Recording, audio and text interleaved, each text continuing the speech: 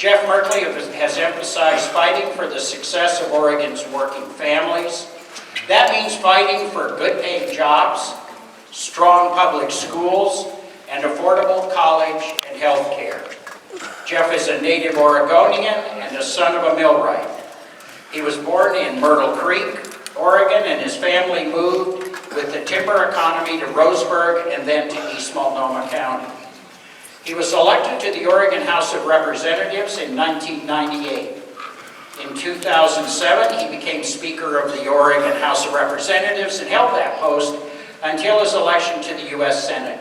He began his involvement in policy as an intern for Oregon Senator Mark Hatfield, and in 2009, he was sworn into the same Senate seat once held by Mark Hatfield. Jeff holds an open town hall in every Oregon county every year. This is his first town hall this year and his 326th overall town hall, and we're happy to have him here in Keizer today.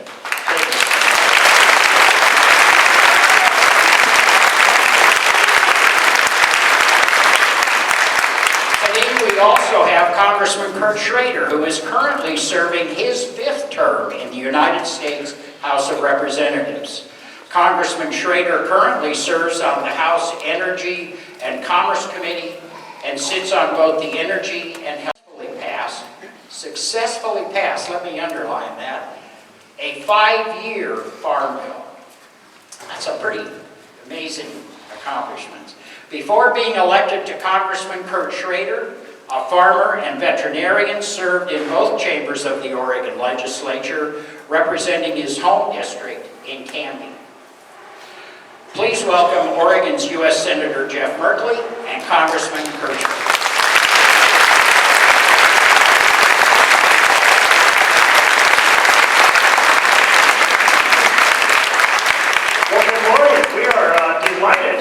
To see such a packed hall, and I think the number of local officials that introduced themselves set a record for those 300 town halls. So thank you to the local officials for working so hard and for coming out to do so many.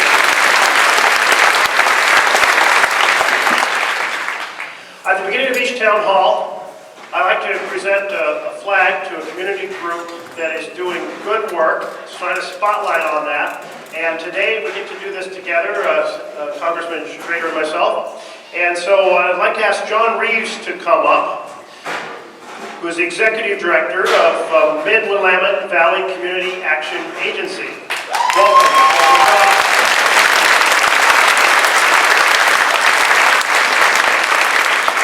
The mission of the Community Action Agency, which has been in existence since 1967, so we're not talking about you're starting your second 50 years of service to the community. You haven't been there that whole time. But he has been there 22 years, or 19 years. 19 years as a senior, as a leader of this organization, the last 3 years as executive director.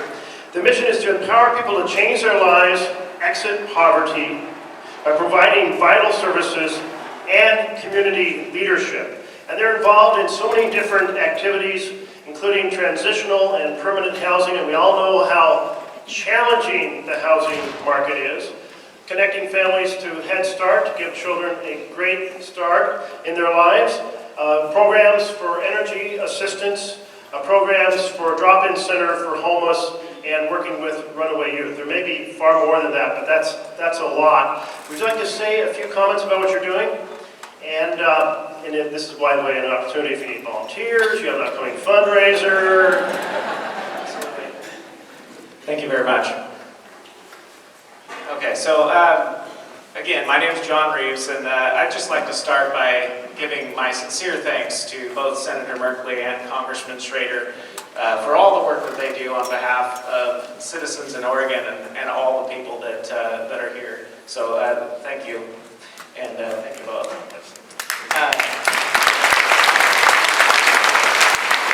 And what that means to us is we are serving some of the most in need individuals in the community, and without the resources that they're able to draw into Oregon to help us, we wouldn't be able to do the tremendous work that we are trying to do each and every day. And I just have to give a nod to the 300 employees within our organization, many with lived experience that are helping people in poverty, extreme poverty, people that are homeless. And I can't say enough about what they do. And, you know, 50 years ago, we might have been giving people a handout and helping them tread water, but they're still fending for their lives. Now, with the 8 departments that were mentioned by Senator Merkley, we're able to really focus on the entire individual and all of their needs. So we're helping them take that step in the most optimal pathway out of poverty. And so I can't say enough for the honor to accept this on behalf of our board of directors and the Community Action Agency. So thank you very much. This is a symbolic way of saying thank you to you and your entire team, both your employees and your volunteers in the community. Appreciation for these programs that provide a foundation for so many families, for children to succeed. This is a flag that has been flown over the U.S. Capitol for you to use in any manner appropriate to your group. Thank you. Thank you.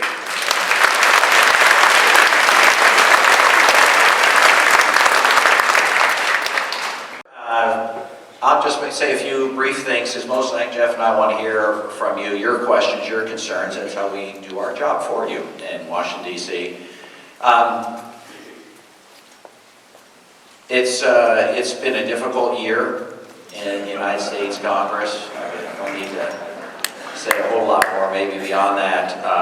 But I will say this, despite the apparent divisiveness that's out there, and sometimes we in Congress don't show ourselves to best advantage, we actually get along with one another. I'd like to remind audiences that while we're very passionate about our positions and representing our communities and our states, that we don't, for the most part, take it personally. It appears on TV like we hate each other and we're always against one another and can't stand one another. That's actually not true. I have a lot of friends on the other side of the aisle that I disagree with on a regular basis. One of my best friends is a veterinarian, another veterinarian from Florida, Ted Yoho. And while he's great on veterinary and animal welfare issues, I disagree with him on like 95% of all the other philosophical issues out there. But we get along, we have beer together once in a while, just once in a while. And it's not so bad, it's not so bad. And while this year's been very difficult, and we can get into that, we have had some successes. We've actually passed legislation to rein in unscrupulous pharmaceutical companies from ripping people off with high drug costs. We were able to stop, in my opinion, repeal the Affordable Care Act. It gives millions of Americans and thousands of Oregonians health care, trying to find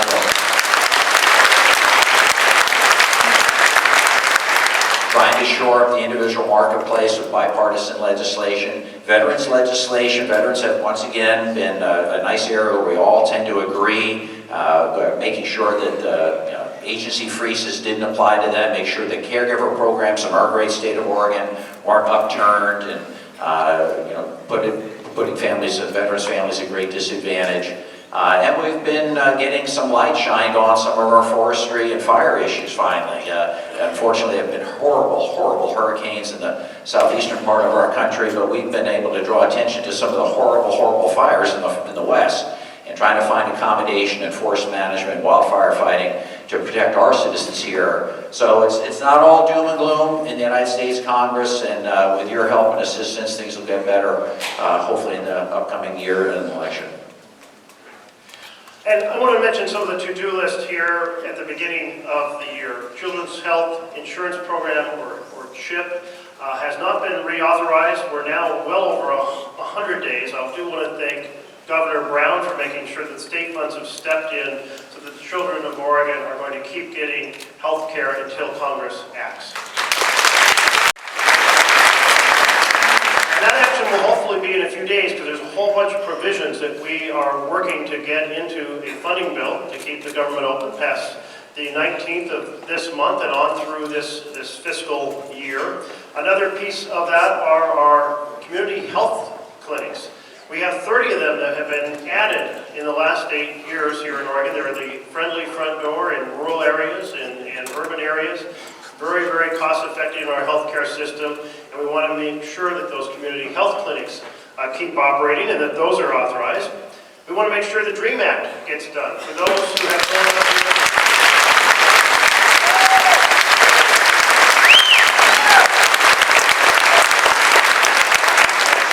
I don't have to ask if you know what the DREAM Act is.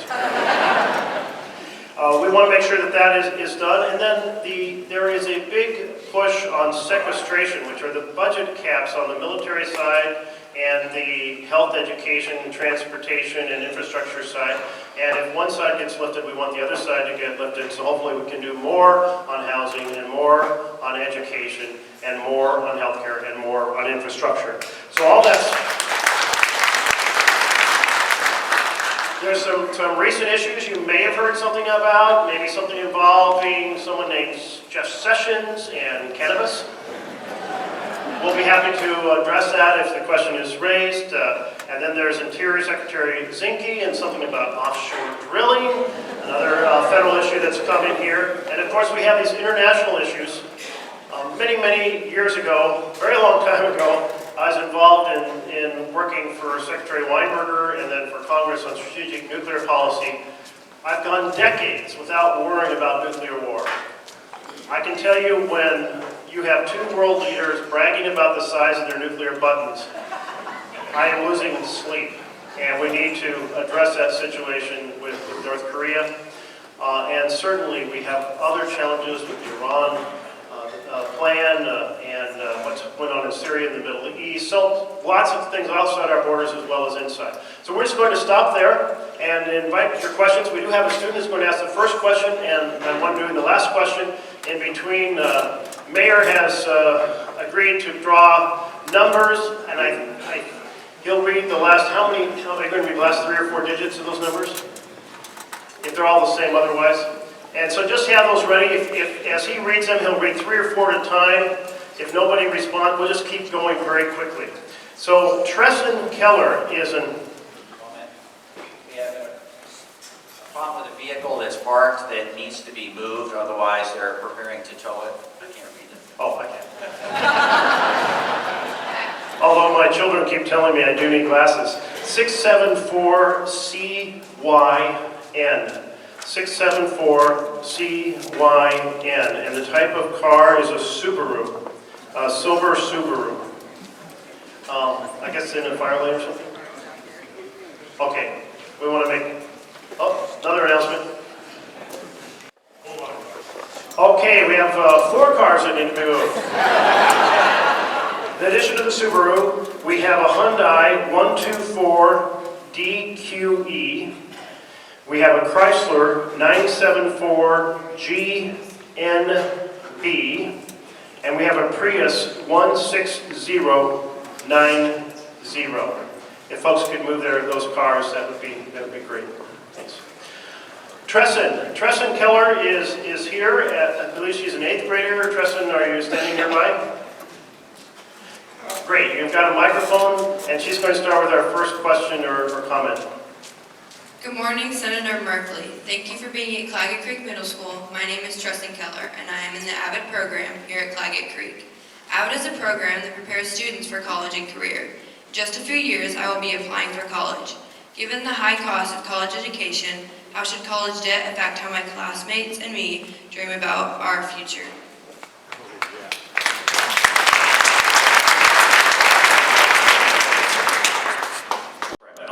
Just one of the worst things that our generation seems to be bequeathing these kids. We have worked hard, both the Senator and I, trying to make sure that you can at least finance some of the debt as you go down the line. We're trying to make sure that there's opportunities for federal government to do more in education funding. Only 3% of the federal dollars go to education. That's in stark contrast to our state, where over 50% of the tax dollars go for education.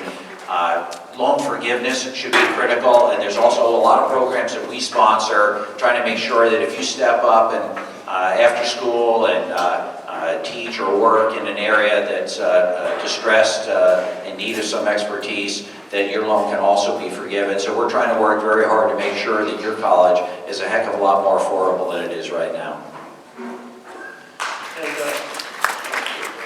I'll just add to that specifically we need to do a lot more to fund Pell Grants, to keep pace with the rising cost of tuition. What our students do need to finance, they should be able to borrow at the same low interest rate that the big banks get when they borrow from the government.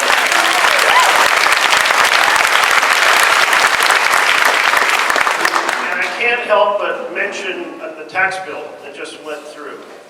If you add up everything in the lines that went primarily to the wealthy, you have over $2 trillion going to the wealthiest families in America, wealthiest families and corporations.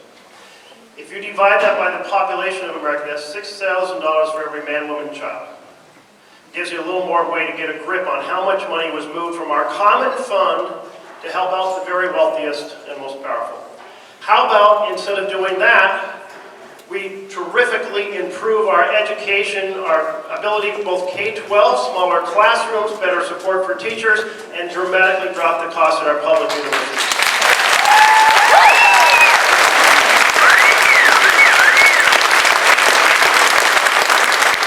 By the way, with that kind of money, you'd have a lot of money left for health care and for infrastructure, putting people to work, jobs, education, and health care.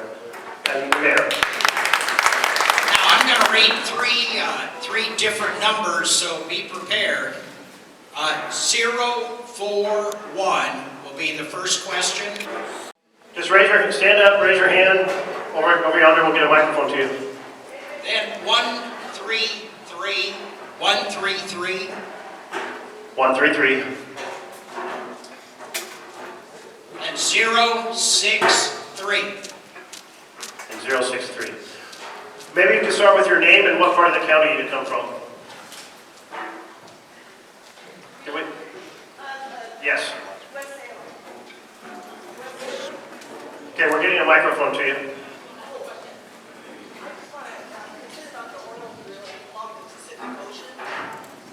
What kind of chance do you think that's going to happen? Question was about the oil drilling off the coast. What kind of chance is going to happen? None. Because we're going to protest.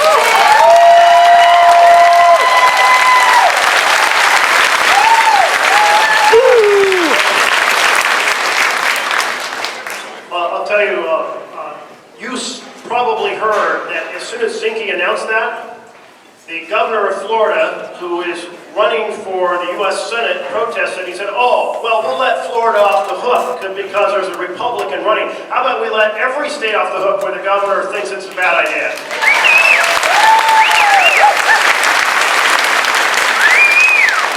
No, I agree, and the delegation, well, most of the delegation has been united every time they propose offshore drilling off the western coast. It's a no-go for us.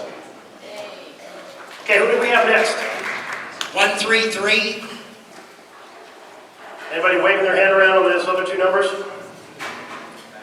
Right in the back with a cup of hot coffee. I'm 163, the next one. That's okay. We're happy to go out of order. And then Chuck, why don't you read a couple more numbers and we'll get people set. Hello, I'm Rich Walsh. I'm from Keizer, Oregon. And my question is for Senator Merkley. First, I want to congratulate you on taking the bold step to join with Bernie Sanders regarding the Medicare for All.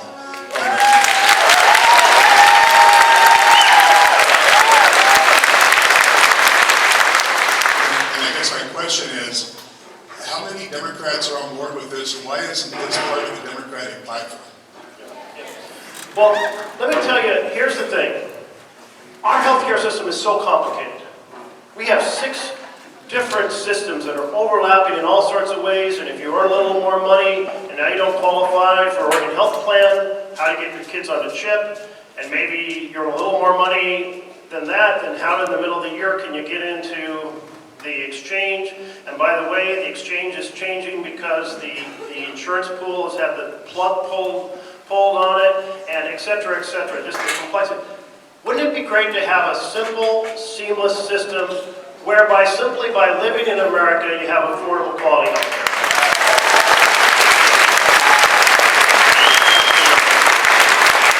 Healthcare is not On the Senate side, you've seen a lot the concern of the federal government. And say that this is a vision. Some are saying, hey, I want to talk about that vision now. And others are saying, beautiful vision, but let's talk about the steps to put us on the path. I'm fine. Let's try to find a far simpler, less stressful, more cost-effective improvements to what we have with a vision of a simpler, seamless system down the road. Specifically, your question is about an agenda. Sounds like It's single-payer a big, healthcare. complicated world of people elected from all over this nation. I think it's important, though, to see how much shift has occurred. I know in my town halls, even in very red parts of our state, last year when I asked people if they would support that kind of transition, there was a tremendous number of people who stood up, and I'd say, well, how many of you would have raised your hand 10 years ago? And virtually none. In other words, the conversation is going towards that direction, and we just have to keep pushing it. I'll put it that way. I think that we need to do that. The goal is to make sure everyone has affordable health care. I agree with Jeff, the conversation has shifted dramatically over the last 10 or 15 years. Aspirationally, I think that the Medicare for everybody, or actually health care for everybody, is what you really want. For all is where we need to be going. We're having a tough time, as you know, in some states. I forget, it's like 17 or 19 different states did not expand the Medicaid population, a great detriment to a lot of their fellow citizens. This is an educational process, and both Jeff and I have spent a lot of time trying to make sure that what we have now, the exchange, the Affordable Care Act, actually works. Keep those deductibles, keep the premiums down to where it's affordable to families. Build a case that this can work, that we can make affordable health care an option for every single American, and then we can move on from there, hopefully. 133, did anyone ever identify that as 133? And 8, let me do 2 others just real quickly. 145 and 804, be on deck. 804, 145. Okay, 133. My name is Karen Bennett. I live in Silverton. First of all, thank you for all your hard work. This has been a very difficult time, and you've stood up, especially Senator, many times, but Schrader.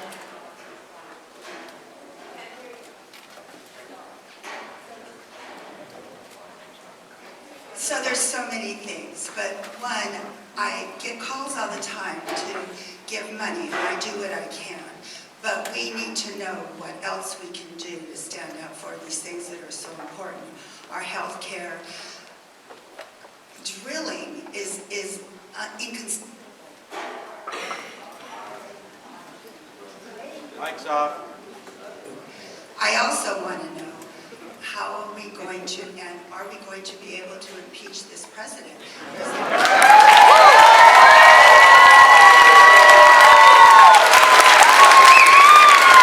I voted for Trump, and I'm proud of it. So what else can you do besides helping candidates, both Senator Merkley and myself, hopefully the local electeds, with your donations? Unfortunately, in this day and age, with Citizens United decision, one of the worst Supreme Court decisions ever, money plays an outsized role in these election processes, and to the extent Senator Merkley was talking about earlier, you want a level playing field. It's going to take many small donations from each and every one of you to counterbalance some of the big money coming out of the big pockets of these billionaires that are, in my opinion, trying to buy these elections, and oftentimes very blatantly. You should also show up at places like this. This helps. Gives Senator Merkley and I good indication of where our community is on given issues. I think it's going to be very important for you to show up in the election process. Whether you're a Republican or a Democrat, you should show up and support your candidates and walk doors, make phone calls, do mail. It's really important that you engage in this process. Just electing Jeff and I, that's not what it's all about. I support the 10th Democracy is a participatory sport. And if you don't show up, someone else is gonna. And you're gonna have maybe outcomes you don't particularly like, maybe in this last election. So it's important for you to show up and be representative. With regard to the impeachment process, I'm more and more encouraged that Mr. Mueller's investigation is getting closer. He's already indicted members of the campaign team that the current president had on his side. I think the case is going to revolve around, number one, was there collusion? Did the President of the United States know the Russians were playing in the election process? Or number two, like we saw back with Nixon, was there an obvious attempt to obstruct the investigation? And those two things are going to be, I think, shown the light of day probably within this next year. I can't tell you exactly when. We're trying to make sure in Congress, at least on the House side, that Mr. Mueller's investigation is completely independent of politics, and he gets to make a key determination so that hopefully there won't be just Democrats that are concerned, it'll be Republicans, it'll be non-affiliated, it'll be every single American if there is a problem with what this particular president has done. Vote for Rand Paul. You know, when we said the Pledge of Allegiance, we had that phrase, under God, indivisible. That phrase, indivisible, that is the opposite of the way our president is behaving. He is dividing this country one group against another. It's a comment about veterans. It's attacking the disabled. It's about women. It's about immigrants from Mexico, about Muslim Americans, about Haitian Americans, African Americans. It's completely, let's keep honoring that vision in our Pledge of Allegiance of being indivisible and standing together to make this country.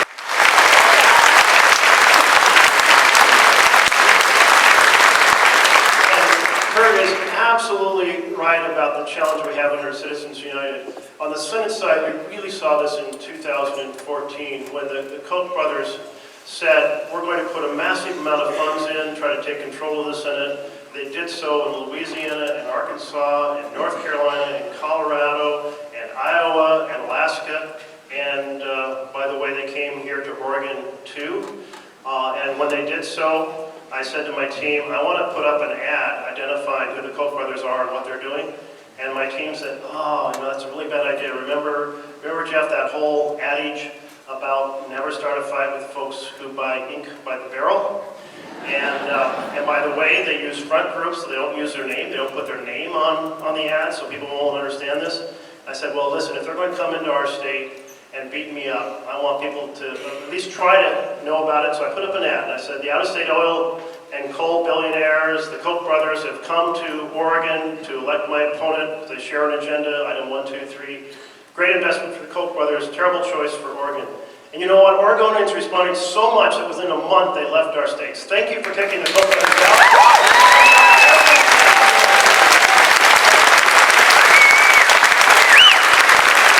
And we almost had a chance to undo Citizens United because Citizens United is not about the we the people vision of our Constitution.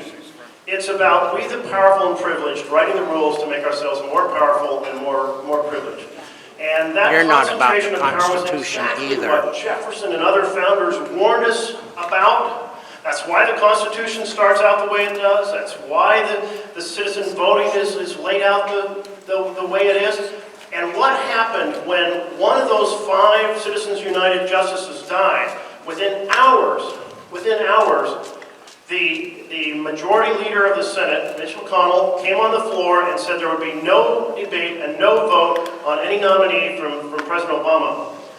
And he said this kind of fits into the history. Well, you know what? That was a lie.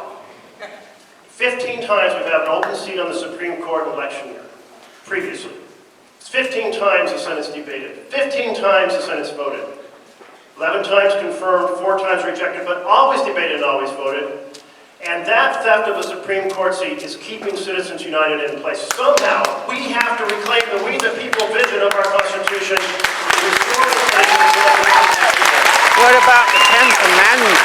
You're extending the power of the federal government.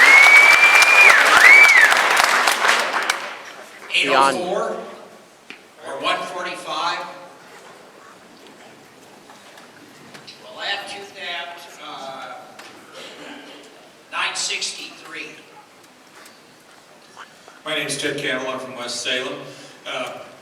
I'm here, it's probably not important to a lot of them, but the toll booths that they're talking about putting on I-5, 205, if they quit spending the federal highway money on bike lanes and Forest Park running tracks, they'd have the money.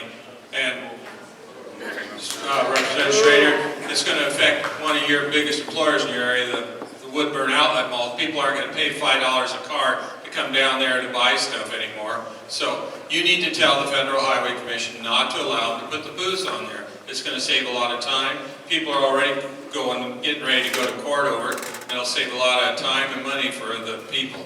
Thank you. Budget is multimodal. You know, we include lots of different opportunities. Bicycling in the urban areas is actually a pretty good deal, and actually keeps people off the road, gets that congestion issue.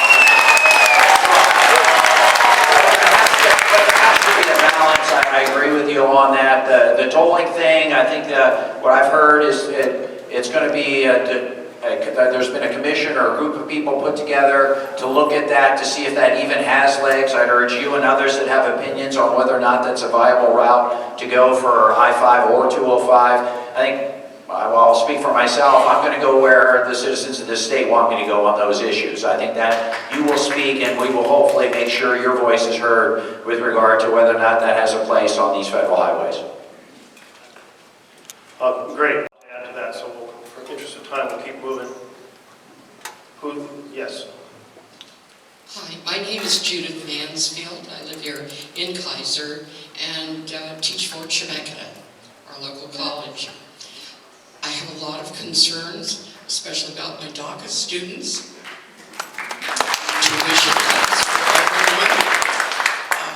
I'm one of those, perhaps odd people, that thinks that healthcare is a human right. Woo! So, with those concerns, I'm going to ask you to predict the future. With all the work that you have done, which I greatly appreciate, can you tell me, is there enough will? Is there enough companionship? Is there enough humanity in all of Congress to counterbalance what has been going on in this previous year and to hopefully cut it short?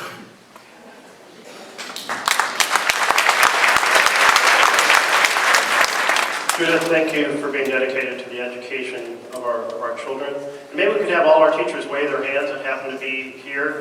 Thank you, our teachers.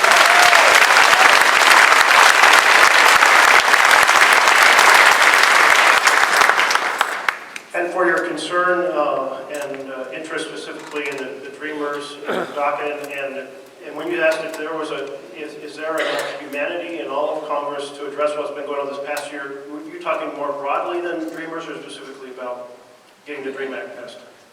Everything, she says. I sure hope so. I hope the citizens of this country just convey to the members of the House and the members of the Senate how unacceptable the division and hate-mongering has been, and how much, life's short. Let's take our energy and put it into making things work better rather than tearing each other down. And specifically, I think the DREAM Act is something that is symbolic of that, productive, contributing members of our community. On this January 19th deadline for a new spending bill, a bill that has to get to the Oval Office, let's get CHIP done, let's Children's Health Insurance Program, let's get the clinics done, but let's get this DREAM Act settled.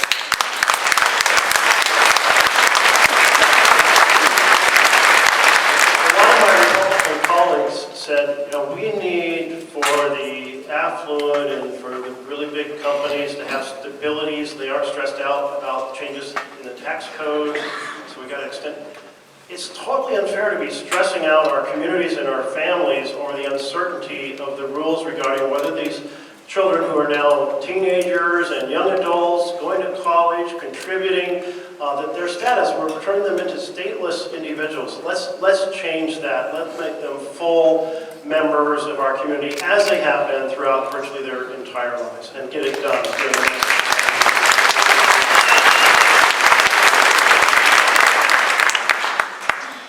If you were to put a clean DACA bill on the floor of the House of Representatives today, it would pass overwhelmingly. Why is that not happening? That's because of horrible leadership. In my veterinary career, frankly, even in my family life, good leadership, good stewardship is what leaders are all supposed to do. You bring people together, you solve problems. And I will point to you that there's a lot of compassion in this Congress. Many of these people came from the last Congress that frankly made sure that seniors can get health care, solving a long-term problem, making sure physicians and hospitals get paid decent but not too much to take care of seniors. That was a big issue that many Congresses couldn't deal with. We took care of that last Congress. Big issue on toxics in our environment, an issue that's come up in Oregon a bunch. We helped bipartisanly write a bill with leadership approval to make sure that the standards are there so industry would know what they are, and people, if they were feeling harmed, could also push back and sue on those bases. We actually passed a bipartisan bill to rewrite No Child Left Behind. It was almost a unanimous vote, both the House and the Senate, to make sure that the parents and teachers, school districts, and states had the ability to write their own plan. It wasn't coming from Washington, D.C. We did a lot of bipartisan, compassionate things to make sure that our kids and our families are represented in Washington, D.C. But the reason it's not happening right now is because of bad leadership. No leadership, quite frankly. And that's what needs to change, and hopefully this coming election cycle we'll see some changes.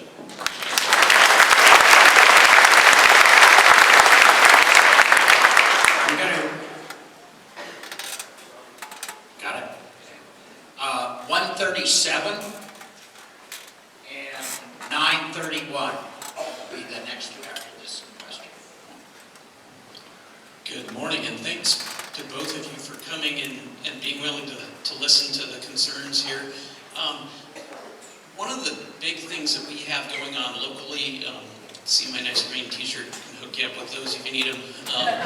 So I'm with a group called Salem Bridge Solutions, and we've got a really serious problem here transportation-wise. We've got 3 state highways that all go down into the middle of Salem and then get across one river crossing, so the whole east-west traffic goes through that one point, and it just is, it's really a true problem at this point. It's a safety concern. ODOT just came out with the evaluation of our bridges. One of those is rated a 17.9 on a scale of 100. So really, it can't even be retrofitted. It's in terrible shape. So we need this other bridge that's already planned. It's called the Salem River Crossing.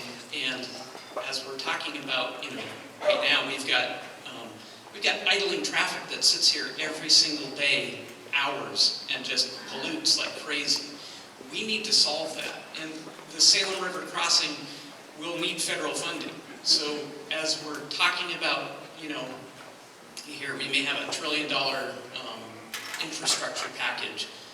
Will you guys be able to do some help with that? And what would you do to help fund this kind of a bridge for us? Very good question. This topic is very controversial in this community, as we all know. Been going back and forth for a lot of years, but it's undeniable the traffic congestion is horrible. To try and get east-west between Salem and West Salem is almost impossible these days. Some accommodation has to be had. I think what I'm looking for, and I would assume the Senator is too, is direction from the community, solid direction from the community, proposal that works its way up through the state transportation planning process we have here in the state of Oregon to where it can be a priority. And then I would do like I did in the last transportation we bill passed, again bipartisanly in the last Congress, and hopefully make it a project of national significance. We did that with 205. That gives us access to some of the funding and grant streams that you would normally have, and we could easily do that. But it will require the community to come together and give us clear direction. Violates the Constitution. Let's touch on the question of a federal infrastructure bill. Back in March, I asked Secretary Chow when we were going to see a proposal, and she said we'd see an outline in the summer. That was last summer. She said we'd see a detailed proposal in the fall, September, October. That's a ways back now. And there's, if you've seen just the press recounting of the administration's conversation, you had the president saying about a week ago, I really hate public-private partnerships, they don't work in a lot of places, dot, dot, dot. Then I think it was Gary Cohn came out and said, oh, no, he means they really do work and we really are going to do them.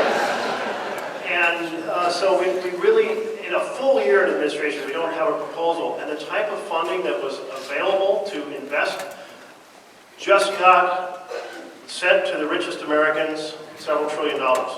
And so that, every time we wrestle with a piece of health, education, transportation, we have to think about how do we change what just happened. Well, I call it the biggest bank heist in U.S. history because it really affects our ability to all.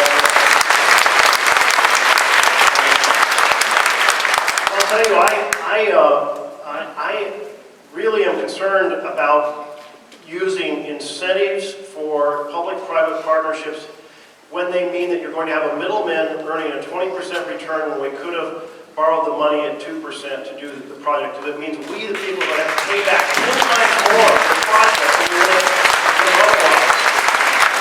So stay tuned. We need, I mean, everyone on both sides of the aisle likes to talk about our roads, our bridges, certainly our rural broadband, our electrical system, our jetties, our docks, our dredging. So a lot to be done, a lot should be done, but the details are going to matter, and it's a debate we're theoretically going to have this coming year. So stay tuned. Thanks. 2 more questions, and then the student's question. Remember, 137, you've been called, there you are. And right over here, do we have a microphone?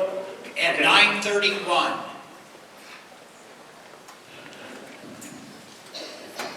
Good morning, Michael Hampton from Keizer. Thank you, Congressman, for mentioning toxics. My question is about Pruitt's destruction of environmental rules and EPA and other tearing down of environmental regulations. And I wonder if either of you could talk to Congress's oversight role in trying to maintain the laws and regulations we have that have protected our air and water. What can be done? Thank you.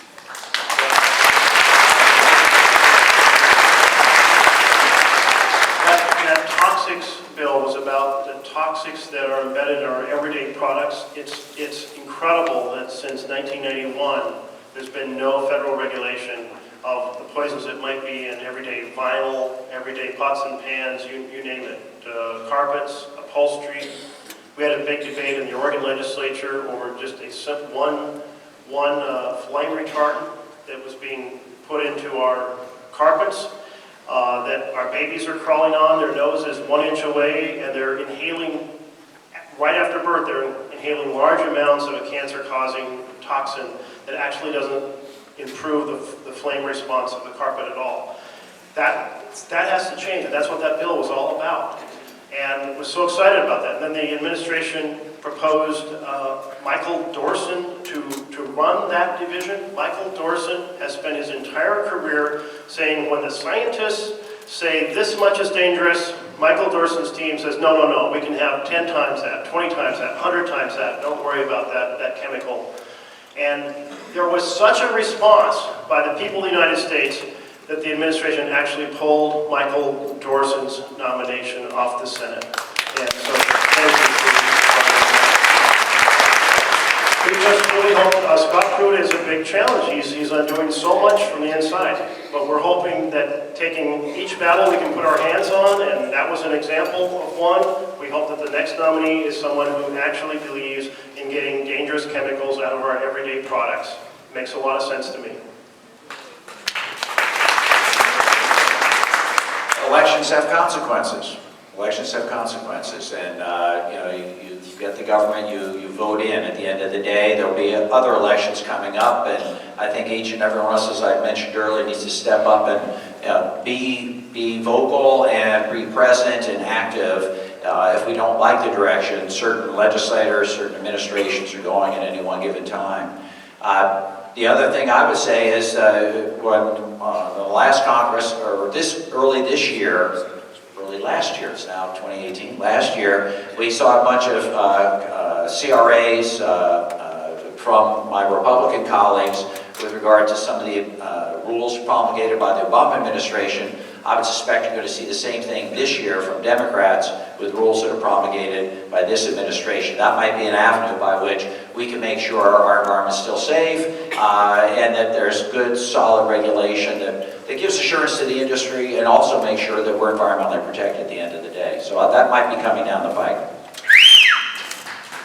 CRA's Congressional Review Act that is something that is used to put an issue on the floor of the Senate. It only takes 10 hours to debate. The majority can give up their 5 hours, so they can put it on the floor of the Senate. 5 hours later can undo an important piece of environmental regulation or undo other things. A lot of those happened, you barely heard about them because it was squeezed into a press cycle so short, and it was done that way often on a Friday, so that the American people didn't see that happen. But there's a whole series of egregious CRAs. Well, very soon as it's in the Federal Register and we got the green light to do so, we're going to put the administration's destruction of net neutrality on the floor of the Senate. And I think we're going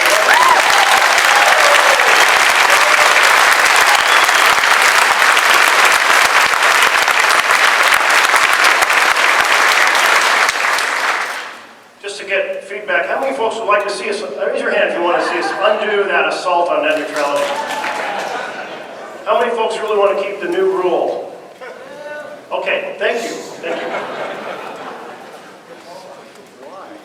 Yes, Senator Merkley, Representative Schrader. My name is Kathy Otley. I'm from Salem, and I am one of your constituents. I volunteer for the American Cancer Society, our Cancer Action Network.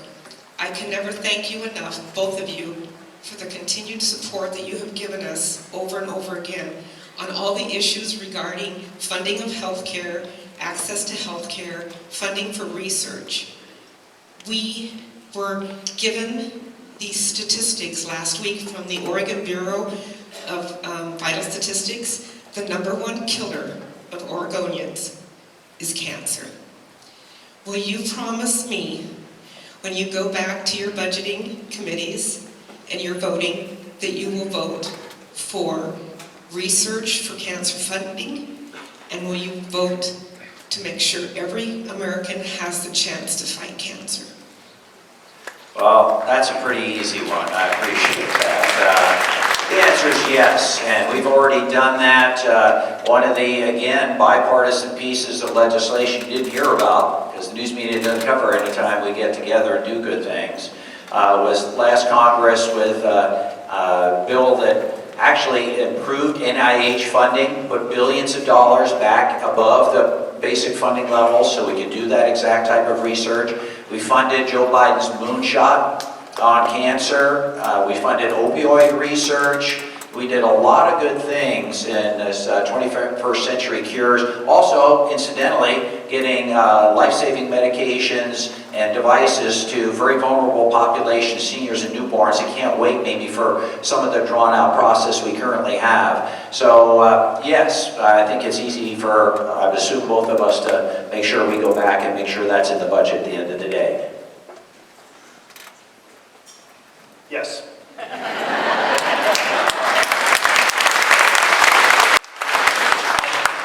One thing I'm very aware of is that if there are ups and downs in the National Institute of Health, you have a tremendous number of postgraduate researchers in cancer and other diseases who are left stranded, and they have to leave and take up their life somewhere else, doing something different, and you lose an enormous amount of intellectual cancer disease solving minds. You take them out of business. We can't have those kinds of ups and downs. We've got to make sure that all those, and these are folks who have been often through, they have PhDs, they're doctors, their full effort is to solve these mechanisms that cause disease. And we've got to make sure that when they're in that pipeline, we keep them in that pipeline so that we can dramatically decrease the incidence of cancer or the solutions when it does occur down the road. And thank you for your work. Thank you, everyone, very much. We have one last question from a student. And Anita Navarro is here somewhere. over here. Anita, welcome. And Anita, you're an 8th grader now? Yes. Great, we're delighted you came. Thank you. Thank you. Good morning. My name is Anita Navarro, and I'm in the AVID program here at Claggett Creek. Someday I want to be a pediatrician. My question is, what does a safe workplace for women mean to you?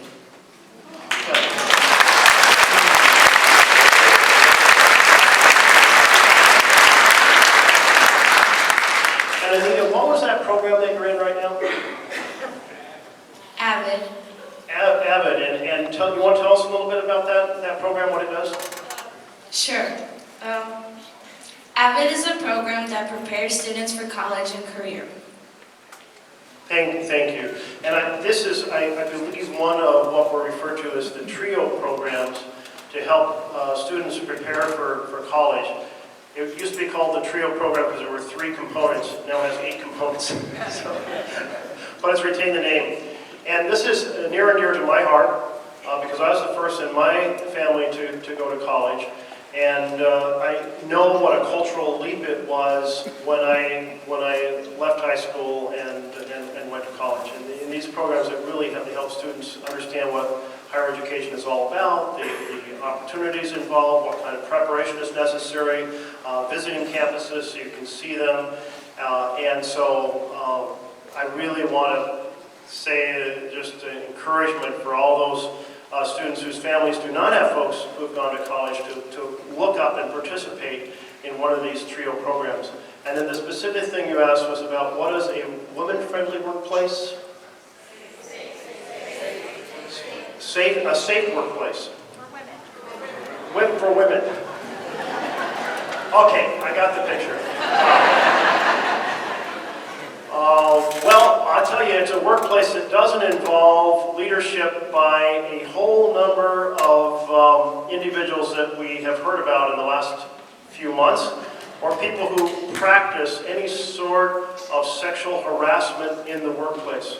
Women and men deserve a harassment-free workplace where your participation, your advocacy, your promotion, your salary is totally dependent on your contributions and your professional work. And that is a message that we're hearing a lot through the Me Too movement, and we need to keep setting and making every workplace free of sexual harassment in America.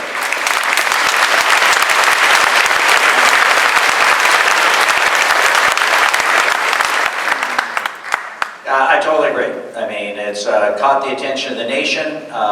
Frankly, 50 years too late. We should have been at this at the beginning of the women's movement. We're doing this now. And it's gratifying to me to see women graduating and going to college in greater numbers than ever before. I think that speaks volumes about the future of our country in a very good way.